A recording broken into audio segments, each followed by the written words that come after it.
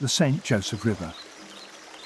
340 kilometers of water, stretching through both Michigan and Indiana, a source of food, water, and recreation for millions.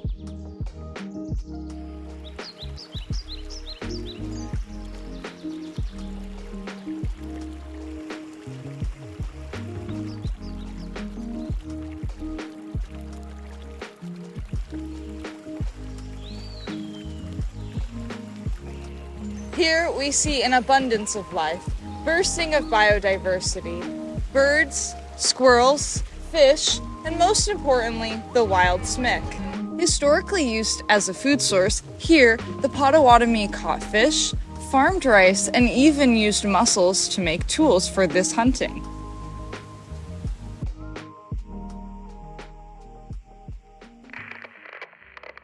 Today, I'm very excited to announce a special guest to tell us a little bit more about the St. Joseph River's history. I'm pleased to announce this is Dr. River Riverson.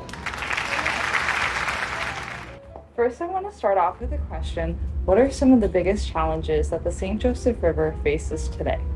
One of the biggest problems has to do with runoff. So water, sediments, and nutrients run off into the St. Joseph River, which then goes into Lake Erie and causes harmful algae blooms, mostly caused by agricultural sources. So off camera, you pulled up this image. Do you want to explain? Yeah, so this image shows the area that the St. Joseph River watershed occupies, and it really just highlights how many communities and places that the watershed impacts. One big problem this watershed faces is the risk of closed depressions. These are areas where rainwater and pollutants can gather, seep into the groundwater, and affect the quality of the river. Luckily, there's something we can do. We can use things like tile risers, which are drains that prevent the pollution from getting into the ground while still allowing the groundwater to contribute to the water that goes into the river. Now let's transition into our Dr. Colleen Ization to tell us a little bit more about the Potawatomi tribe in that genocidal history. Why don't you tell us a little bit more about the image that you have requested we project? Yeah, so before European settlers, the St. Joseph River Valley was occupied by Native Americans. Eventually, the Potawatomi tribe moved to the St. Joseph River Valley region, and they were able to utilize the rich foods and natural resources that the river had to offer.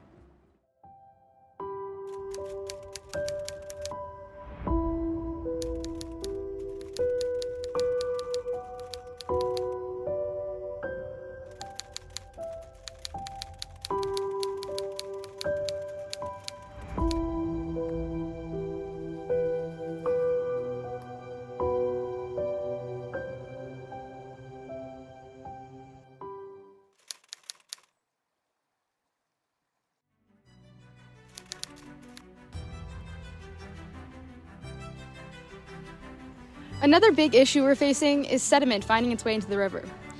The banks are eroding by the removal of our native flora, so one of the ways we're fighting this is replanting these native plants, which can help reinforce the bank and prevent further erosion.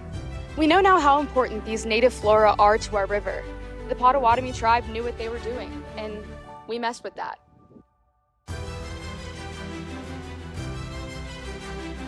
We can learn from them. By reinstating these native plants, we can already see that the damage is being undone. Hopefully more can be done before it's too late. Up next, I have Dr. River Riverson, like I said, to tell us about this watershed history with current water reservoirs and how St. Joseph County and all these branching regions use the river.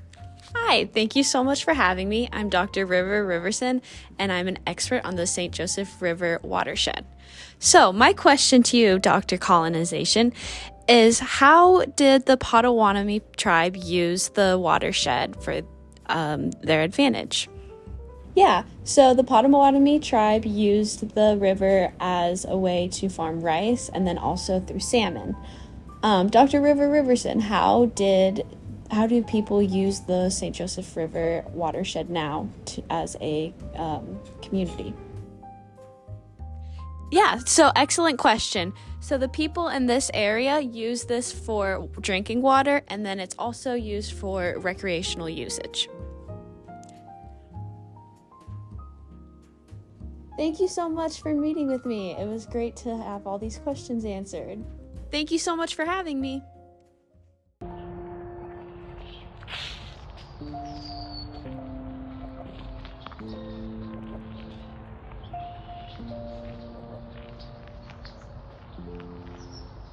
Sir, what do you think about the use and misuse of the St. Joseph River with the Potawatomi tribe throughout the history?